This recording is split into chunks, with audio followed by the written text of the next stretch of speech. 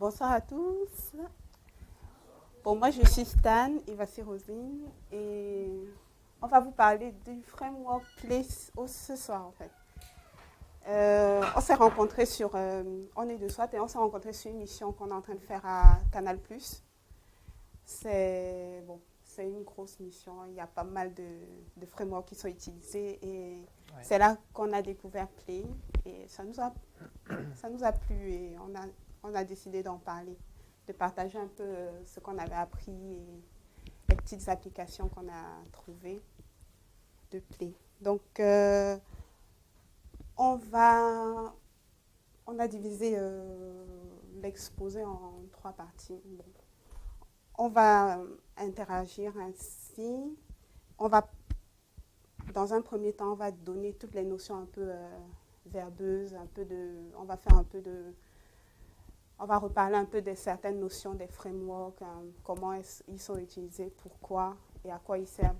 Et plus on va avancer dans l'exposé, plus on aura une mise en pratique avec un cas pratique avec Play. On a choisi de faire un petit chat. On vous montre un peu comment les différentes étapes pour élaborer ce chat à partir de Play, avec les tests et les tests unitaires qui vont bien, etc. Donc, la première partie, c'est un peu verbeux. Vous allez nous excuser ça, mais c'est juste pour mettre certaines notions au point et parler un peu des avantages ou des inconvénients de Play. Ensuite, on va passer au gros morceau, la partie dev, avec des bouts de code. On vous montre un peu ce qu'on a fait. Et après, on va passer aux fonctionnalités avancées, tout ce que Play peut nous permettre de faire encore après.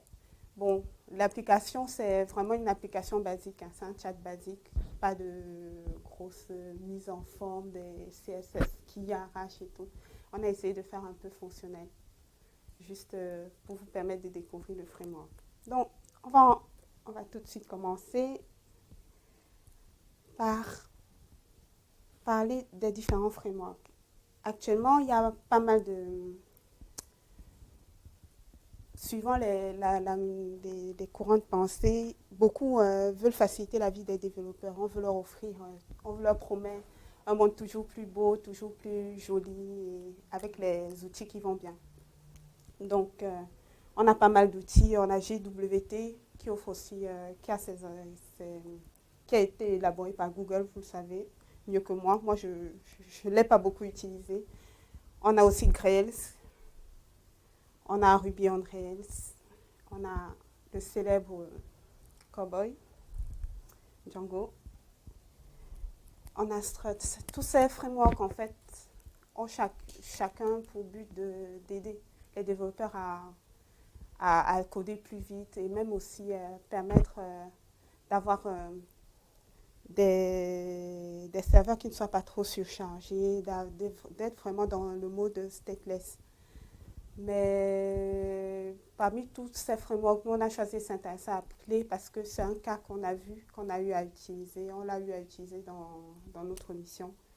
Donc, sinon, vous pourrez toujours trouver les informations sur les autres frameworks si vous êtes intéressé. Une particularité de Django, c'est qu'il est basé surtout sur Python. Donc, pour les fans de Python, moi, j'aime pas les serpents. Donc, voilà. Donc, Play, en fait, c'est un framework qui a été créé par Guillaume Bort en 2007.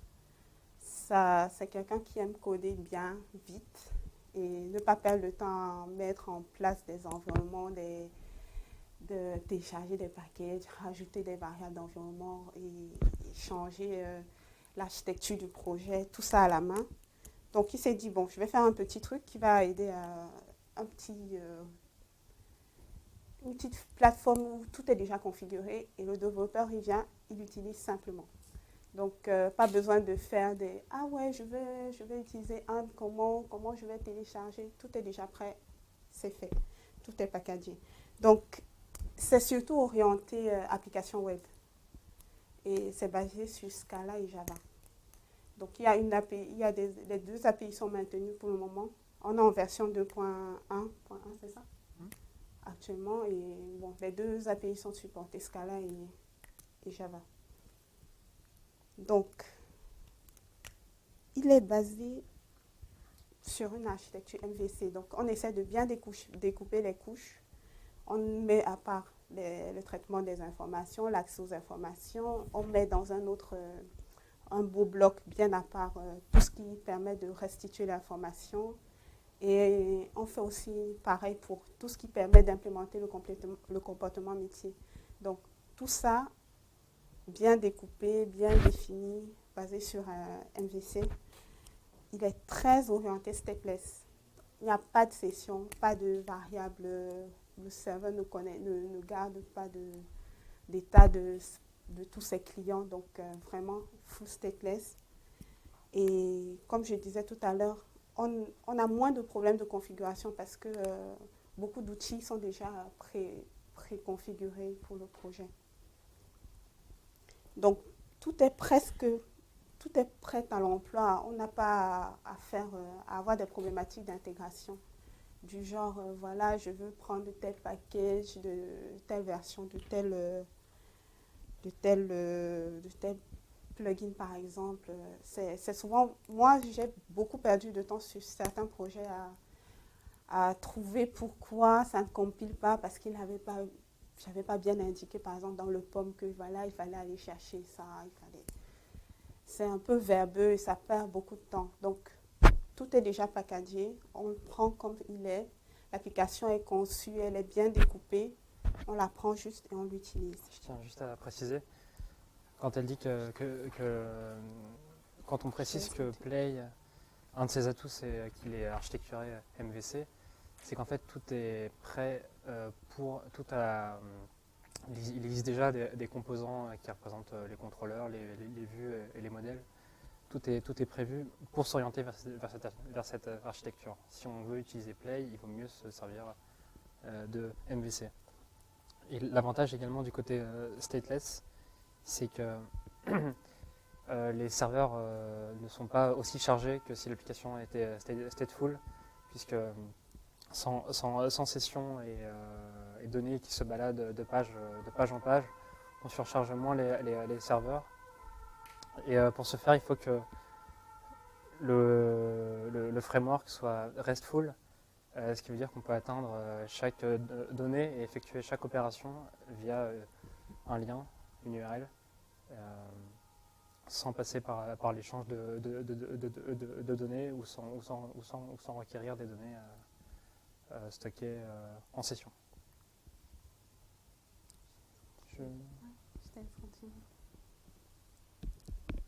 Donc. Oui, pour la partie développement, on va vous présenter notre petite application. En fait, on va effectuer des pools au fur et à mesure pour vous montrer un cas pratique d'utilisation de chaque composant. Donc on va commencer par le découpage en couches. On parlera de la persistance et des tests unitaires. Donc voilà un schéma qui définit comment est-ce qu'une requête est traitée par le framework Play. C'est similaire à toute architecture MVC. C'est-à-dire que dans un premier temps, cette requête HTTP va transiter par les routes. C'est-à-dire qu'il y a un fichier où chaque lien, un fichier qui contient plein de liens symboliques entre des routes et des actions du contrôleur associé. Donc c'est ce fichier de route qui va invoquer la bonne action du bon contrôleur. Ce contrôleur va mettre à jour donc un modèle qui lui est synchronisé avec la base de données. Ça peut être une base, ça pourrait être un cache, ça pourrait être un moteur de recherche, ça pourrait être tout et n'importe quoi, un fichier même, qui va rendre ensuite ou non ces données au contrôleur. Donc après, fort de ces données, le contrôleur va afficher la bonne page web à l'utilisateur, c'est la bonne vue. Donc Play permet d'afficher des vues HTML, XML, mais il gère également les vues en JSON, ce qui fait qu'il est bien intégré dans la mouvance en ce moment, moteur de recherche, base de données NoSQL, comme MongoDB ou CouchDB, qui se concentrent sur le traitement de données en JSON et qu'il le restitue en JSON également. Puis il y a plein, même il y a maintenant des plugins sur Chrome ou Firefox qui permettent de traduire un fichier JSON à l'écran. Et donc en vrai, c'est cette vue qui est affichée en réponse à l'internaute.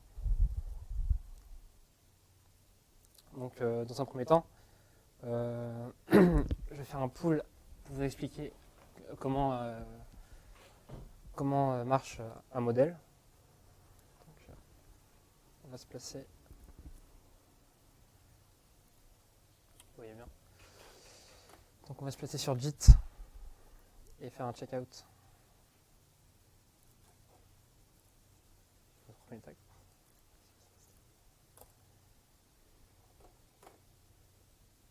Donc vous avez le lien de GitHub à la fin des diapos.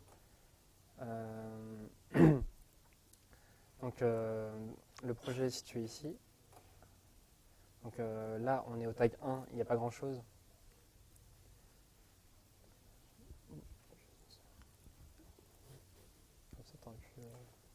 Ah, c'est pas moi. C'est pas moi. On ne vous a pas parlé de l'installation, donc vous trouvez sur le site de Play du framework comment on installe. Bon, il faut configurer les variables d'environnement, c'est un peu délicat sur Windows 8. Je ne sais pas pourquoi ils ont fait ça comme ça, mais c'est bien expliqué, vous avez des tutos dessus. Donc on est passé directement à la partie application. Oui, pour installer Play, il faut aussi installer SBT, qui est l'outil d'automatisation de build et de résolution des dépendances. Mais c'est plus simple qu'Apache Maven dans son usage. Ouais, les buts sont définis plus clairement. Donc là, on a... là, il y a un petit erreur parce qu'en fait, le modèle n'est pas... Il y a une différence. Parce qu'en fait, le pool ne correspond pas au modèle. En fait, ça c'est du code qui n'est pas dans le pool et on a fait une petite erreur à ce niveau-là. Ça, c'est un bin auquel on pourrait s'attendre, donc avec un bin qui représente un message qui pourrait être échangé dans le chat. Donc, un ID, un pseudo d'auteur et un content, donc, avec différentes méthodes qui ne sont pas encore implémentées. Il faut savoir que le site, le framework Play, on peut afficher une page d'accueil au démarrage, même si il n'est pas démarré.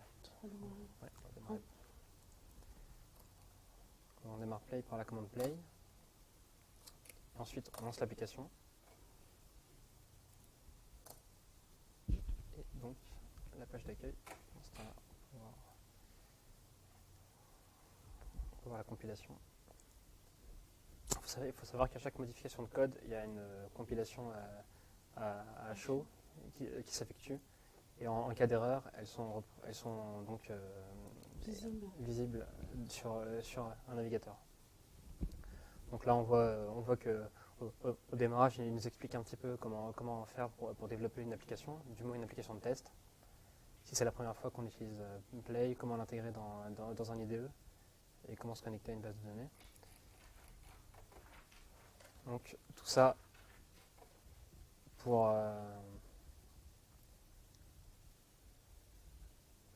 le modèle. Donc on je reprends un peu après. Donc ensuite on va passer à une autre étape, les vues. Donc c'est celles qui rendent visuellement l'image, les informations de ce modèle à l'internaute. En fait, il y a un mécanisme de templating en Scala, c'est-à-dire qu'on peut effectuer toutes sortes d'opérations dans un template. Il y a toutes sortes de tags qui sont prédéfinis et qui sont hébergés par Play, puisque Play contient des dépendances Scala. Pour ça, on va pouler.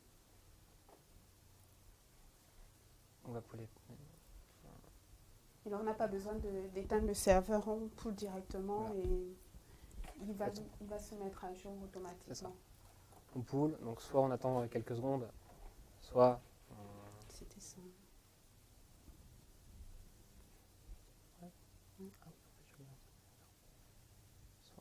ok. C'est le tag 3. Ouais. Non, il y a eu les diapos, elles sont pas dans le même ordre.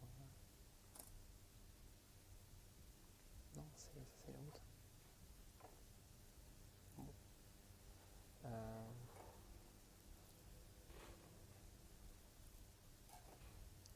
Et là, automatiquement, les fichiers sont mis à jour, on n'a pas besoin de... C'était pas le cas. Non, en fait, oui, c'était pas le cas parce que le fichier n'existait pas encore. On a eu un problème. On a eu visiblement cet embrouillé au niveau des tags. Ce qui fait qu'on voulait afficher un modèle là, alors qu'il n'était pas encore disponible. Donc là, on a affiché un fichier qui n'existait pas encore. C'est un peu embêtant. Donc, ils sont d'ailleurs ici. Donc là, on a une vue, la liste des messages, la page d'accueil en fait du site, telle qu'on peut la voir ici.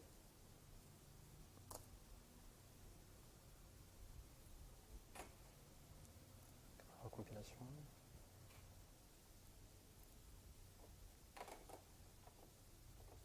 Donc, là, on peut voir qu'il y a des annotations qui nous permettent d'afficher des messages, d'afficher des données, des propriétés du modèle.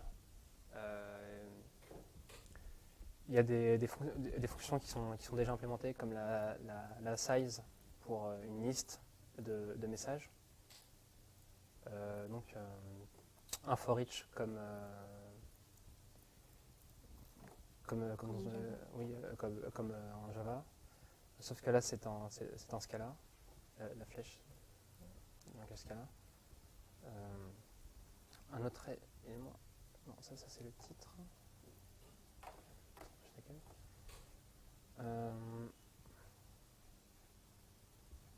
Également, ouais. On va commencer à remplir donc, un message. Oh, t'étais pas obligé. Hein.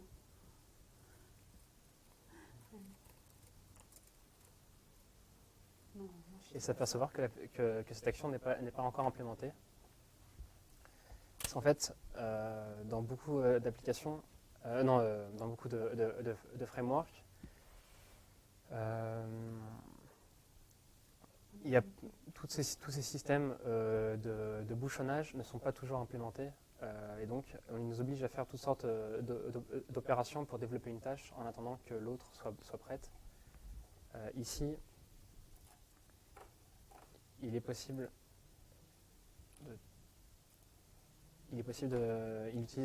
existe quelques mots-clés comme to do qui permettent de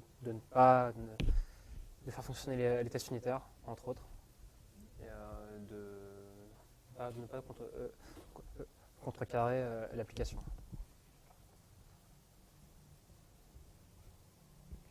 Ensuite,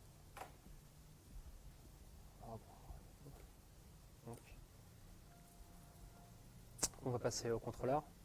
En fait, ce qui se passe, c'est que chaque méthode du contrôleur est statique, ce qui fait qu'on n'a pas besoin d'avoir à instancier un contrôleur à chaque fois qu'un utilisateur fait quelque chose sur le site. Chaque méthode est une action qui répond à un événement déclenché par un user. C'est le point d'entrée de l'application, donc pour chaque requête HTTP entrante. Et c'est cette action qui va se charger de mettre à jour le modèle et qui va rendre la réponse HTTP, à savoir la bonne vue avec les bonnes données. On va voir ici. Non, c'est pas bon, t'as vu ? Il n'y a qu'un seul pool qui doit être fait là. C'est pas bon. C'est pas bon ça.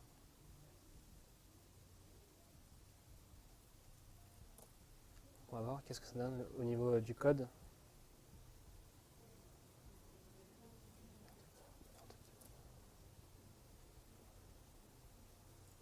Non, mais il y a un truc qui va pas. Continue. Ouais, c'est bon. Donc le contrôleur, c'est celui-là. Il est temps de contrôleur, il a différentes opérations, comme index, donc la page d'accueil avec tous les messages. Form message, c'est le formulaire. Donc les messages, c'est la même opération qu'un index. Donc, new message pour créer un message. Et là, on voit qu'il y a un système de gestion des bad requests qui en fait vont afficher un message à l'écran.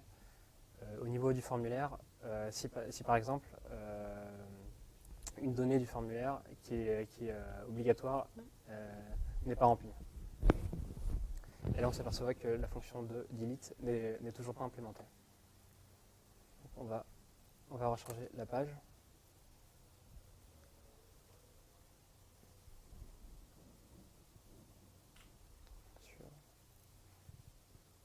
Donc là en fait il nous dit, comme on a mis à jour le modèle avec, en ajoutant les messages et les auteurs, il nous dit qu'il faut passer un script SQL pour évoluer cette application. Là, on n'a pas besoin de goal pour faire ça, puisque là on se sert de la base de données propre à Play, qui est une HBase. On va appliquer le script et donc ouvrir notre application. Donc l'avantage, c'est vraiment le côté assez interactif.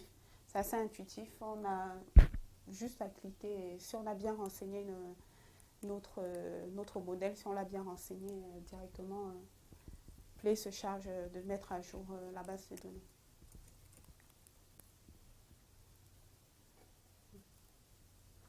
Donc on va ajouter un nouveau message. Jouons ensemble. On va essayer de le supprimer, mais non, c'est toujours pas implémenté, comme c'est précisé dans le mot-clé tout doux ici. Ensuite, on va passer au routeur. Donc là, c'est un fichier dans les confs. Oui, en fait, pourquoi Play est facile à utiliser, c'est parce que toutes les configurations, déjà il n'y a pas de fichier XML, et toutes les configurations sont dans le répertoire conf, ou de base, autrement dit, sont centralisées. Donc c'est ce fichier-là qui va permettre au contrôleur d'invoquer qui va permettre au framework d'invoquer le bon contrôleur et la bonne action, et il va permettre aussi d'afficher une page d'erreur en cas de requête invalide. Donc on va vous montrer à quoi ressemble un fichier route. Donc, on va revenir à la racine du projet. Je vais vous expliquer après qu'est-ce qui est situé où, même si c'est assez clair.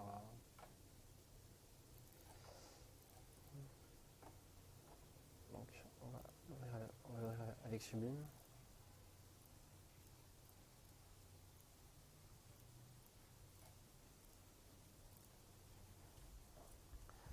Donc message, pour chaque message, pour chaque requête get, on va afficher la liste de tous les messages, que ce soit un get de rien, de la page home ou de la page message.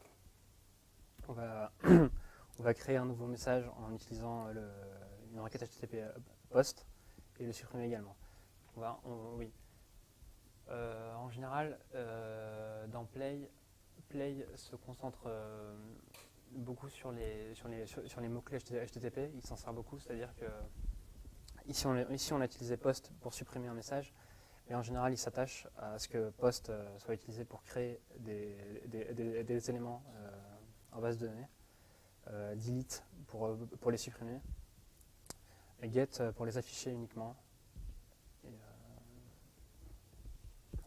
Voilà, put ou post en fait, les pour postings. interagir avec la base. Ensuite, on va revenir.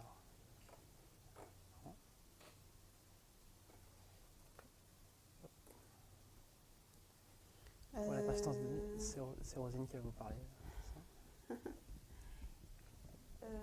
Pour la persistance, en fait, Play se base sur l'API sur JPA. Et la version du JPA, c'est en fait comme c'est basé sur du Hibernate. C'est un JPA qui est plus orienté Hibernate. Donc, avec des annotations telles que Entity. Mais ce n'est pas le Entity d'Hibernate, en fait. Je ne sais pas pour ceux qui ont l'habitude d'utiliser Hibernate. Cet entity-là permet d'indiquer justement que la classe doit être persistée, mais vraiment à la façon Play, par la façon Hibernate. Et c'est une annotation à mettre en début de la classe du modèle pour spécifier à Play d'utiliser cette classe et de la persister. On peut montrer un exemple, je pense. Oui. C'est plus facile en illustrant. Cet élément. Sur le message, voilà, il y a l'annotation entity et les relations d'ailleurs. Et là, on indique carrément si les champs sont requis ou pas, donc ça représente vraiment le modèle de base de données. Et c'est précisé également que la configuration de la base de données est dans application.conf, donc on va aller voir ça. Par défaut, c'est une base en mémoire. Oui, par défaut, c'est une base en mémoire. Donc, c'est une base H2. Voilà. Donc là, vous avez le fichier de conf et là, on a déclaré à la ligne 36. On voit bien que la base par défaut a été utilisée, c'est la H. Une base H2. H2, oui. Donc, le mot de passe, c'est le mot de passe. Pour ce cas-ci, on n'a pas eu besoin de mot de passe, mais vous pouvez le spécifier dans le cas où vous utilisez d'autres bases de données. Mais avec Play, on peut aussi utiliser MySQL, Postgre et toute autre base de données. Vous trouvez la conf. Tu peux nous montrer le fichier de conf? Merci. Donc, vous trouvez la conf. Non, pas d'exemple ici. C'est là. Donc là, vous spécifiez juste le type de base de données. Donc, dans le cas où c'est JDBC, vous mettez JDBC et vous spécifiez les différents paramètres de la base. Donc, on a aussi des loggers que vous voyez là pour spécifier. On en parlera tout à l'heure. Après. Donc voilà, c'est à peu près ça. Donc c'est aussi simple que ça de se connecter à une base de données. Je crois que tout le monde peut le faire. Donc on a aussi la classe modèle dont doit hériter en fait. La classe modèle, c'est celle qui permet d'embarquer plusieurs petits utilitaires comme les recherches en base, les ajouts, les suppressions, etc. Donc on a déjà ces méthodes qui sont implémentées. Play les a déjà implémentées, donc c'est afin de nous faciliter les différentes opérations sur la base de données. Donc voilà, pour la persistance, c'est pas tout est déjà prévu. Et pour les logs, il y a eu deux.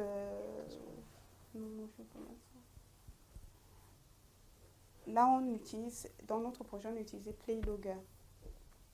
Mais Playlogger, c'est dans le plugin SBT. Et il y a plusieurs niveaux de log, dont le plus intéressant pour moi, en tout cas celui que j'ai trouvé intéressant, c'est Trace, qui représente le niveau le plus détaillé avec plusieurs informations en fonction des erreurs ou des erreurs qui se sont produites applicativement. En fait, c'est en fonction C'est en fonction de tous les principes qu'on prend au démarrage d'un projet. On va dire à l'équipe de développeurs, voilà, on va se mettre d'accord sur ce qu'on va afficher, quel niveau d'information on affichera dans les logs, à quel niveau on affichera des logs de type info ou debug ou warn pour avertir d'un problème non bloquant, en sachant que error et trace sont pour les problèmes bloquants. On va afficher, oui. On va faire un pool.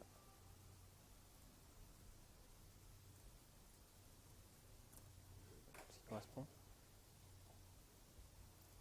Voilà. Dans application.conf, on va voir qu'on a ici la définition des logs. Donc, les logs principaux seront en erreur. Et les logs utilisés par Play seront en info, le niveau minimal. Et les logs de l'application aussi, on les a mis en info, mais tout ça est paramétrable. Donc, là, vous voyez que on a rajouté des logs. Oui, on a rajouté des logs à l'affichage de chaque page et des opérations et un logger des bugs en cas de problème au niveau du formulaire. On va afficher une page, d'ailleurs,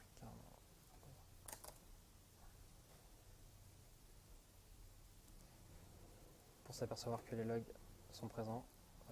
On voit qu'ils sont présents au niveau info. Pour l'application. Donc application, là, c'est là qu'on met le contrôleur qui correspond, qui s'appelle application.java. Et si on, oui. Donc si on rajoute un nouveau message. Enfin.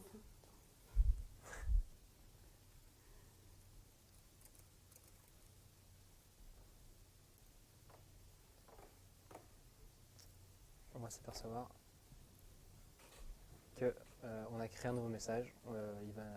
On pourrait densifier un petit peu ces logs, mais on a les informations de manière simple de toutes les actions faites. Donc là, on pourrait s'imaginer afficher l'heure de l'opération et pour quel utilisateur également. Ce qui pourrait nous servir pour débugger un problème s'il est utilisé comme par exemple à une heure improbable. Enfin, s'il arrive un problème en pleine nuit à 3h du matin, on saura que tel événement a eu lieu à telle heure et on pourra trouver la classe et la méthode où le problème a lieu. Donc c'est à vous de personnaliser les logs en fonction du niveau d'information que vous voulez. Et bon, dans le fichier de conf, c'est faisable, quoi. Donc voilà pour les logs. Là, on va parler des tests unitaires. C'est la notion qui revient souvent dans les projets. Il faut pouvoir tester chacune des fonctionnalités ou bien chacun des comportements attendus de l'application. Donc, Play prévoit aussi un répertoire de tests. Non, c'est bon. Play prévoit en fait que les tests unitaires soient mis à la racine de l'application dans le répertoire test. Donc, les tests unitaires qu'on doit implémenter doivent hériter soit de unit test, soit de functional test en fonction du test qu'on veut faire. Donc, unit test, c'est pour les tests unitaires basiques. Et les tests fonctionnels, c'est plus pour tester les différents appels à notre comportement métier, quoi. Donc, et pour lancer les tests, c'est playtest. On va voir un petit peu. On va faire un pool avant. Ah oui, il faut faire un pool. Donc, je fais le pool. Je fais le pool. Après 8. Et là, on a nos tests unitaires. D'accord. Donc, on est là à la racine. Et on a notre répertoire test. Donc là, on a créé un fichier d'application.test. Application.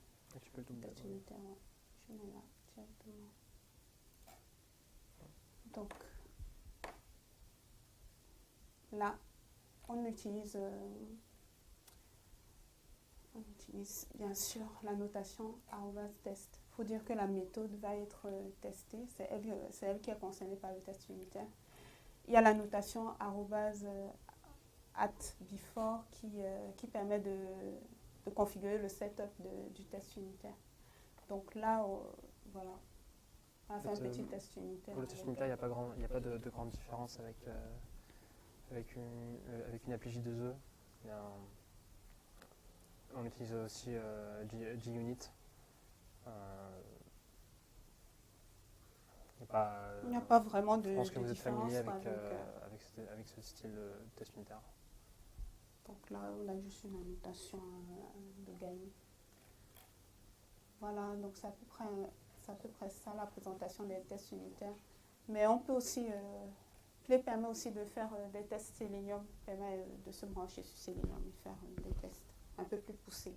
Oui, il héberge lui-même Selenium, donc il n'y a pas de souci à ce niveau-là. Okay. Donc voilà, grosso modo, là, cette partie vous présente un peu les différentes possibilités qu'on avait avec Play et la mise en place un peu de l'architecture de notre application. Je ne sais pas si vous avez des questions, n'hésitez pas. Oui.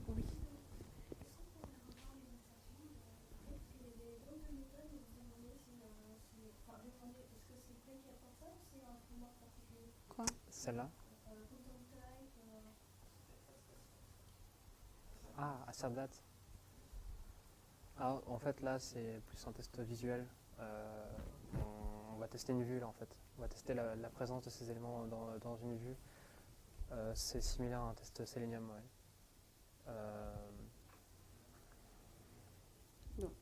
Oui, c'est juste une...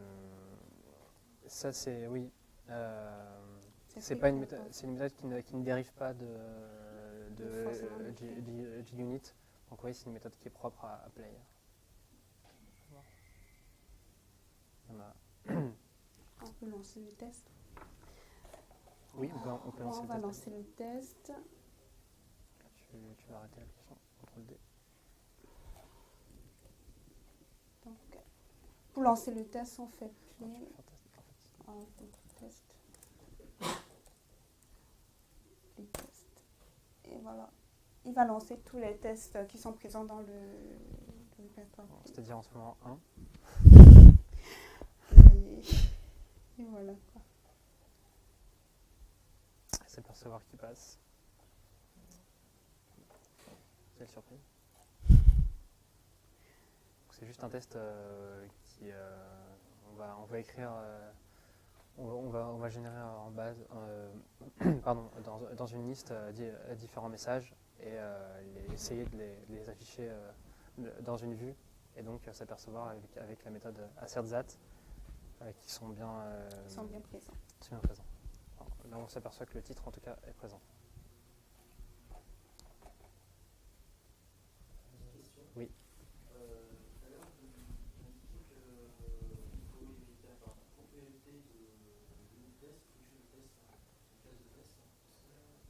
Ah, ça c'était la version 1. C'était l'ancienne version, mais maintenant on n'a plus besoin. Là, on a directement importé le JUnit test. Non, en fait, la nouvelle version de Play n'en a plus besoin. De spécifier, non. Je crois, dès qu'on est dans le répertoire test, ça c'était... Bon. Ça c'était plus dans les modèles. Ah, d'accord. En fait, c'est dans le modèle qu'on a des méthodes utilitaires. Quand on hérite, on peut revenir sur un modèle. Quand on hérite de la classe modèle. Ouais. Non, c'est pas grave. Donc voilà.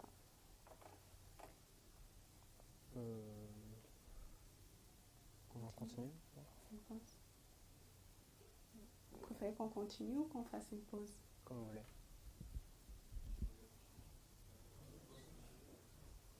Ok, votez. Indugé. Donc, Donc voilà pour la partie test unitaire. Donc c'est quelques-unes des fonctionnalités que nous avons avec Play. Donc on va aller un peu plus loin. On va parler de SBT. SBT, c'est Simple Build Tool. C'est un peu le Maven de Play. Pour résumer, c'est le Maven de Play. Donc c'est lui qui permet d'assembler et de compiler le projet. C'est lui qui le build et tout. Donc je ne sais pas si vous avez déjà eu l'occasion de l'utiliser. Non. Pas très compliqué, c'est un tout petit utilitaire. Et son repository, c'est Ivy. Donc, il faut faire un peu. Donc, on va mettre à jour le projet en fonction. C'est 9. Oui. Voilà, on va convertir tout en SBT. donc là, on a ajouté un peu de consistance au fichier build.scala qui est ici.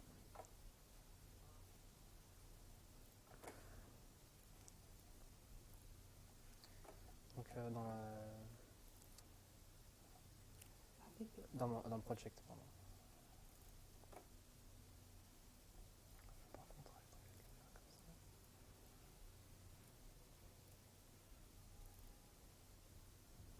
Donc là, c'est ici qu'on va spécifier tous les liens qu'il faudra utiliser pour chercher toutes les dépendances qu'on voudra apporter au projet. On peut s'apercevoir qu'il se sert déjà de dépendances propres à Java. Donc Java Core, Java JDBC pour les bases de données et Ebin pour les bins. Nous avons rajouté org EasyMock donc, pour les tests unitaires, créer des mocks sur les tests unitaires. Donc vous pouvez ajouter autant de dépendances que vous voulez en fait en fonction de votre projet. C'est juste dans cette variable-là. Donc ici, on va maintenant utiliser SBT pour lancer les tests et notre application également. On va commencer par faire un SBT clean compile. Ceux qui sont familiers à Maven connaissent le pendant Maven. Le principe du clean, donc, c'est de supprimer votre répertoire qui contient toutes les dépendances et compile de les télécharger et de les ajouter au pass du projet. Ça va un peu vite pour voir.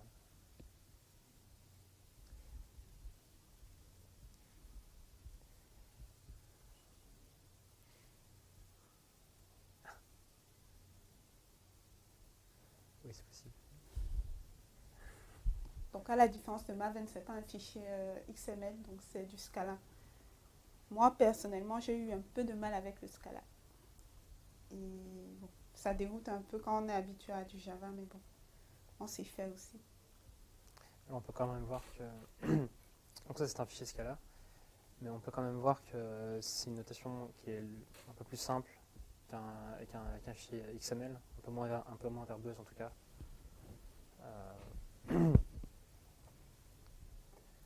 Même si on peut reprocher, il n'y a pas de plug-in play pour Eclipse, disons, qui permet de chercher une dépendance comme il pourrait y en avoir dans un POM XML. C'est un petit peu le souci. Sur Eclipse, il n'y en a pas, mais il y en a sur IntelliJ. C'est les meilleurs. Juste comme ça.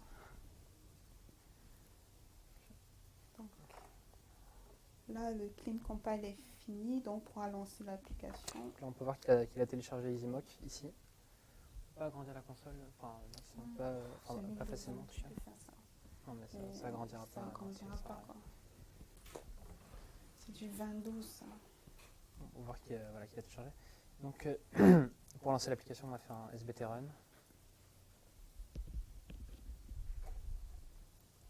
Qui est donc similaire au play run.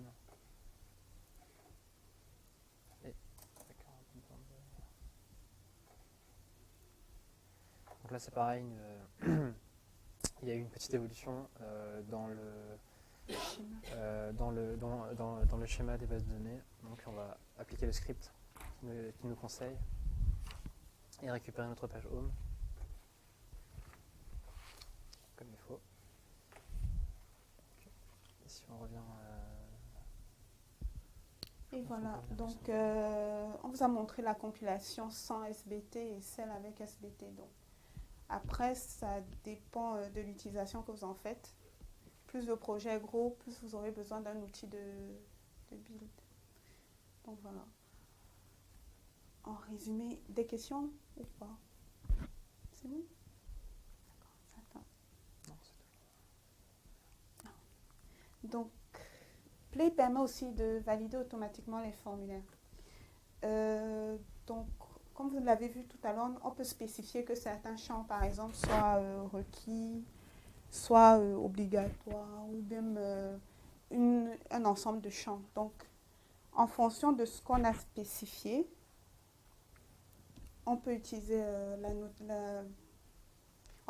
l'outil qui s'appelle validation pour vérifier que les champs du formulaire soient validés ou pas. C'est propre à Play. Voilà, c'est la propre API de Play. C'est pour dire, voilà, c'est mon outil pour valider mon formulaire. Donc, soit c'est par cet objet de validation, soit c'est par une annotation. C'est celle qu'on a privilégiée, nous. L'annotation peut se mettre soit dans la méthode, dans les paramètres de la méthode pour désigner les paramètres qui sont obligatoires. Et là, vous voyez qu'il y a une annotation pour l'âge, pour l'âge dans cette méthode, qui non seulement est requis, mais dont le minimum ne peut être que 0. Donc là, on spécifie directement par annotation les valeurs attendues sans avoir besoin de faire des tests nous-mêmes. Attention, c'est pour la validation des formulaires. Voilà. Ça. On va retrouver un required également dans un bin, dans la définition du bin. Ça ne sera pas pour la validation du formulaire. Ça voudra dire que cet élément est obligatoire pour sa sauvegarde en base de données, pour sa persistance. Donc quelquefois, on aura besoin de l'un, de l'autre ou des deux.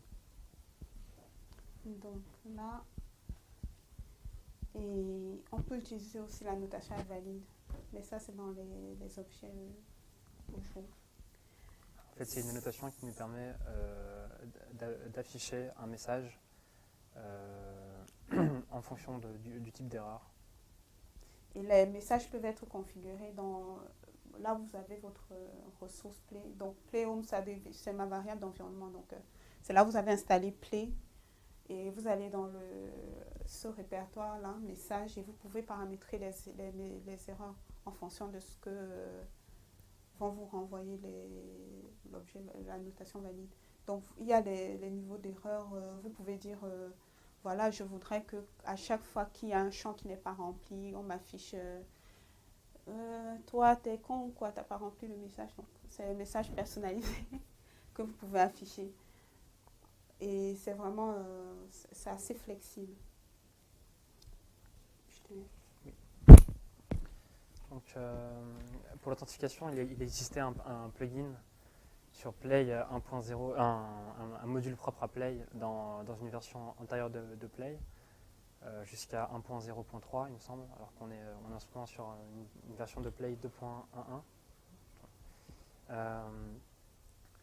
À présent, Play nous conseille d'utiliser un plugin star d'authentification, donc qui est Deadbolt 2. Et lui, en fait, il va annoter les classes et les méthodes et ça va nous permettre de définir des droits d'accès Donc un user aura accès à certaines classes et à certaines méthodes, mais pas à d'autres, selon ses droits d'accès. On va afficher des exemples donc, sur une application hébergée sur Heroku.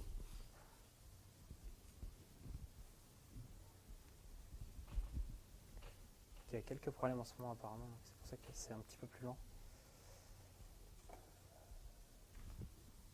Donc on va voir qu'il y a par exemple des annotations qui nous garantissent l'utilisation d'une méthode si l'internaute est connecté,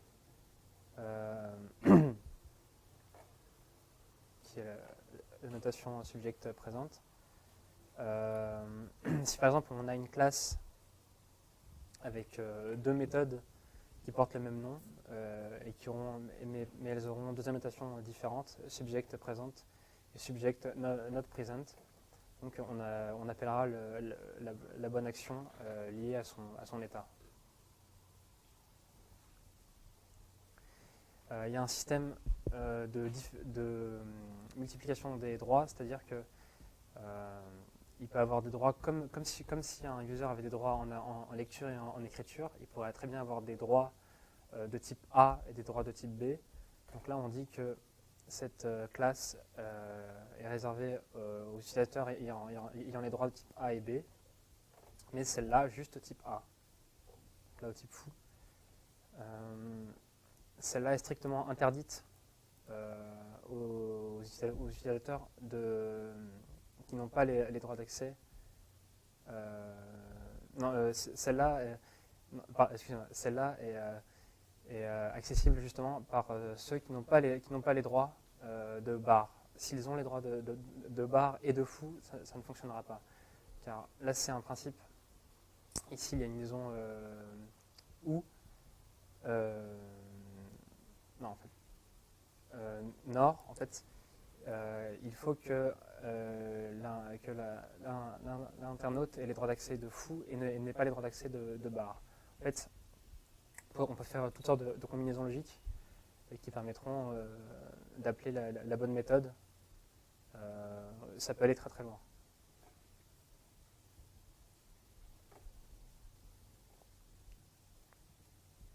Là, ça peut être plus clair avec les mots-clés AND, aussi le mot-clé OR, XOR, toutes sortes de mots-clés.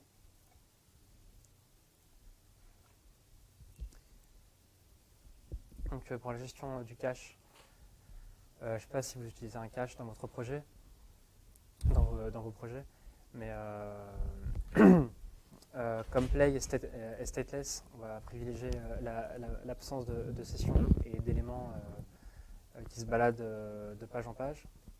Donc, pour ce faire, il faut quelquefois on n'a pas le choix et il faut stocker des éléments quelque part quand même.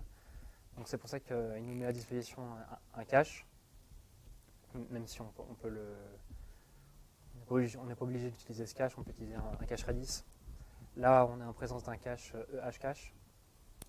Je vous ai indiqué un exemple de sauvegarde d'un objet message, donc pour une durée de 30 minutes. On peut également stocker toute une page web, en tout cas tout le résultat d'une requête HTTP, ce qui permet de diminuer encore une fois la charge côté serveur et de préparer toutes les requêtes clients.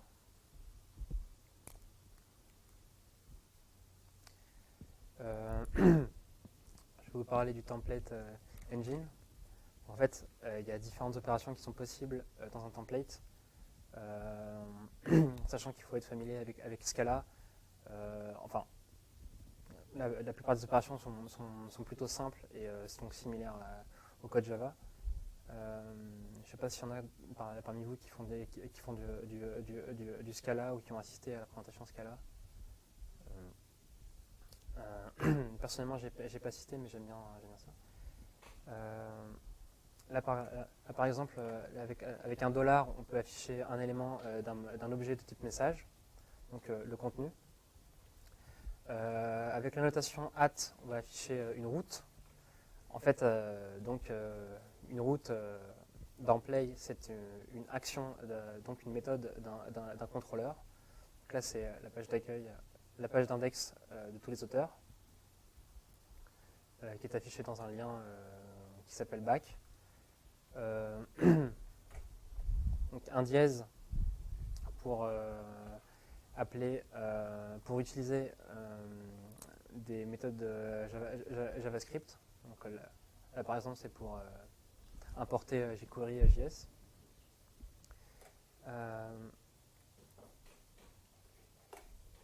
Et c'est une annotation qui permet de montrer à l'écran un message, en tout cas une propriété définie dans le fichier conf message, donc dans le répertoire.conf.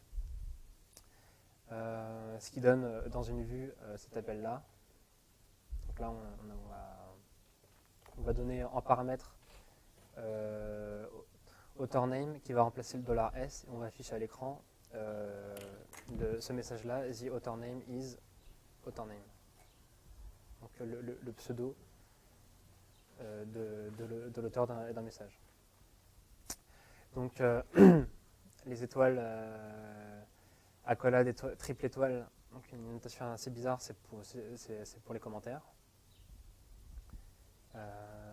Là, on va également pouvoir afficher du code Scala, parce qu'en fait, un template, c'est destiné à être, à chaque compilation, à devenir du code Scala, une classe précompilée. Chaque template génère un fichier .class qui est un target, et dont les erreurs sont affichées à l'écran comme une classe Java normale. Donc, je vais juste faire une petite passe donc sur les dossiers, sur les éléments d'un projet. Donc, on a parlé de app qui contenait les contrôleurs, les vues et les modèles, de conf la configuration, log pour les logs, project pour tout ce qui est build.scala, plugin SBT, c'est-à-dire tout ce qui concerne SBT, la résolution des dépendances, et la définition de tous les repositories. Public, c'est un dossier qui est destiné à contenir les fichiers multimédia, comme les logos, les musiques, les CSS, le JavaScript également. Target, donc les classes compilées, et test, les fichiers de test.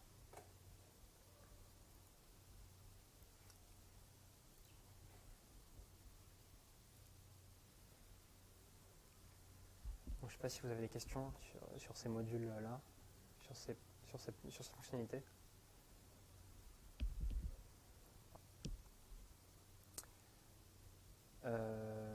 Donc, je vais faire une passe sur les différents modules disponibles. Donc, il y en a pas mal. Là, on est sur la doc de Play, la doc officielle. La liste n'est évidemment pas exhaustive. C'est sans compter celles qui sont internes à des entreprises ou internes à des particuliers. On peut notamment noter la présence de modules Amazon pour la gestion de sécurité avec le token, la gestion d'envoi de mail. Donc il y a un autre module d'authentification et d'autorisation, mais qui est pour du Scala, donc on n'a pas pu s'en servir, à moins de mêler le Scala et le Java. Des modules de cache, donc le module Deadbolt 2 pour l'authentification. Donc il y a également un module Elasticsearch, de recherche. On peut faire des templates en Groovy notamment, puis d'autres, il y en a plein. Donc MongoDB, donc différents. Voilà, on peut aussi dialoguer avec un cache Redis avec ce plugin là. Snapshot pour générer des snapshots, et il y a également le plugin War pour générer des applications War, comme tout projet J2E.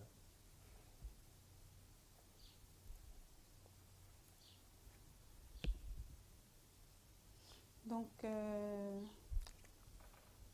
Play est utilisé par pas mal d'entreprises. LinkedIn Je crois que tout le monde connaît Link. La sœur de LinkedIn. Je connais quelqu'un qui dit. En fait, LinkedIn, c'est quoi Link? J'arrive pas à le dire. Linked, je sais pas.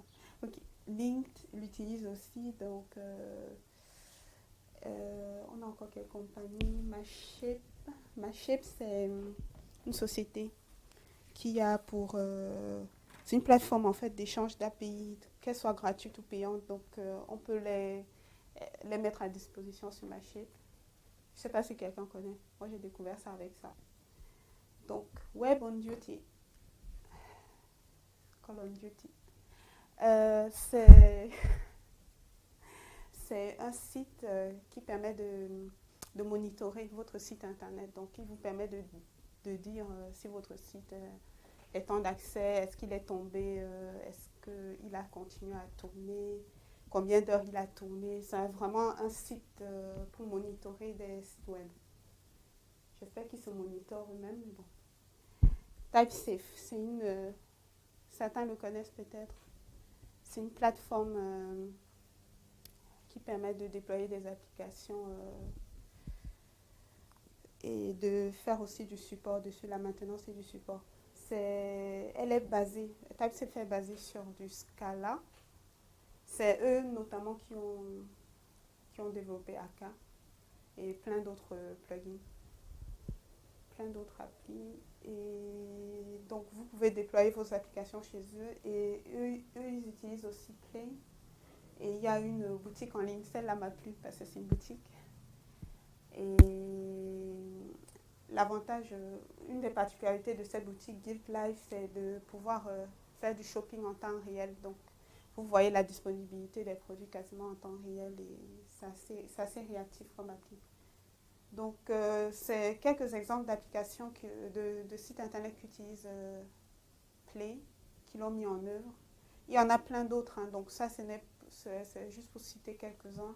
Mais juste pour dire que Play n'est pas seulement utilisé, beaucoup lui ont fait confiance, quoi. Donc, c'est assez réactif et ça a pas mal d'avantages. C'est une technologie qui date quand même de quelques années. Elle a plus de 5 ans quand même, donc elle a eu le temps de devenir assez mature. Dans 5 ans, elle a pris quand même des galons. Donc, si vous voulez poursuivre, n'hésitez pas. Bon, là, on a fini. Et là, on vous a présenté à peu près, on vous a fait un rapide aperçu de ce que peut faire Play. Et là, il y a encore des petits points qui sont des lacunes et qu'on espère que Play l'équipe qui s'occupe de Play va combler.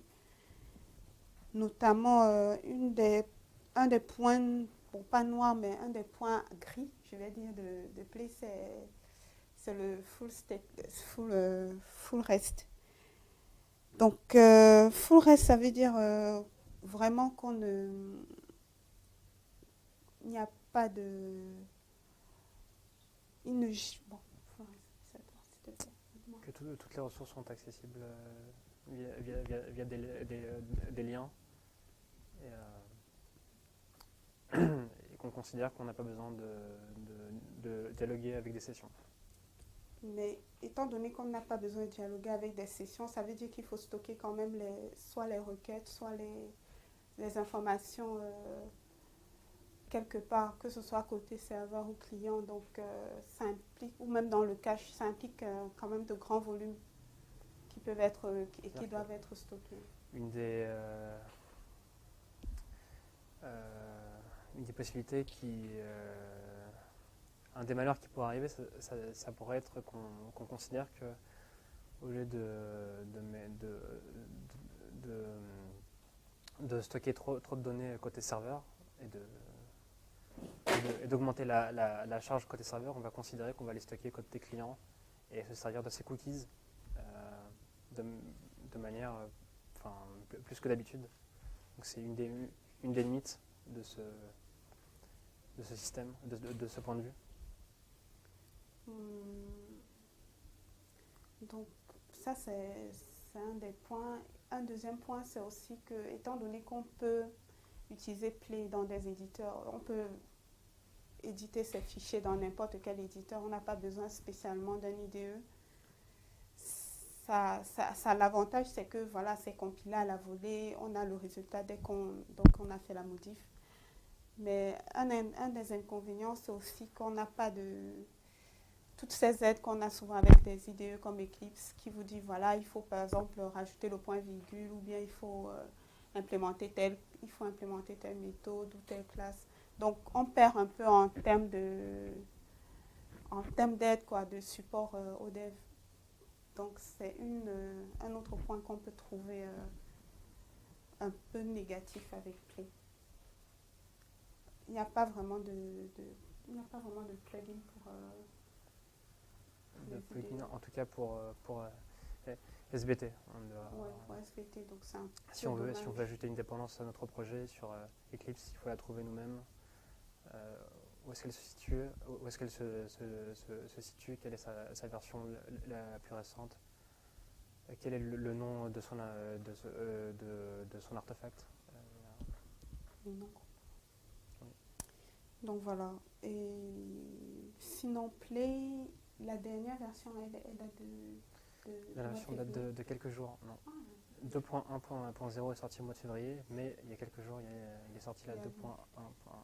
Donc c'est un framework qui bouge quand même, qui bouge assez. Ils font des mises à jour assez constantes.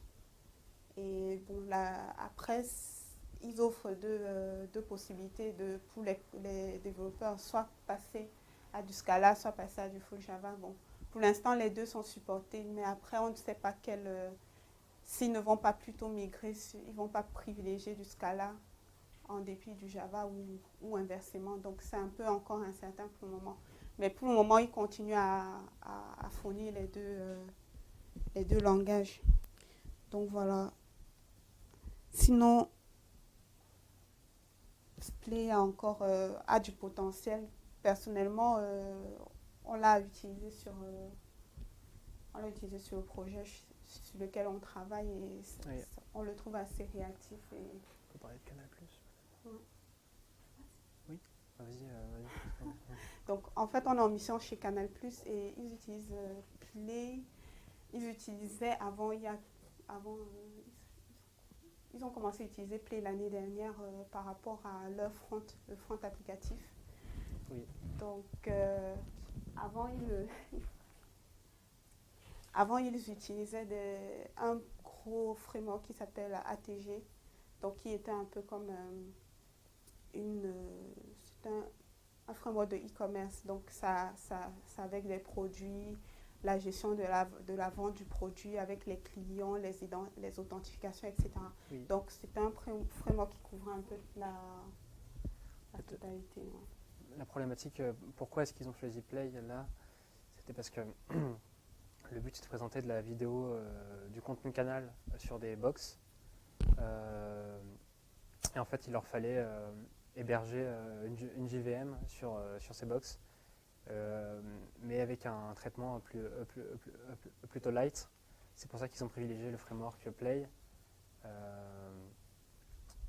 qui est hébergé sur les Freebox, les Livebox, etc.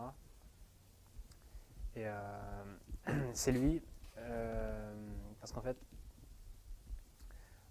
toute l'application dialogue en JSON, et Play était la solution la plus adaptée pour s'intégrer avec ATG, qui est le framework côté serveur, qui est un framework lourd et qui était indétrônable. Donc, ça c'était pour vous donner un cas pratique, le cas sur lequel on travaille actuellement. Donc,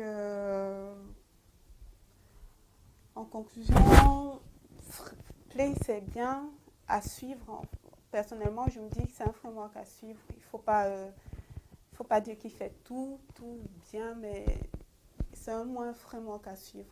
L'avantage, comme je vous disais, pour moi personnellement, c'était de ne pas avoir à configurer,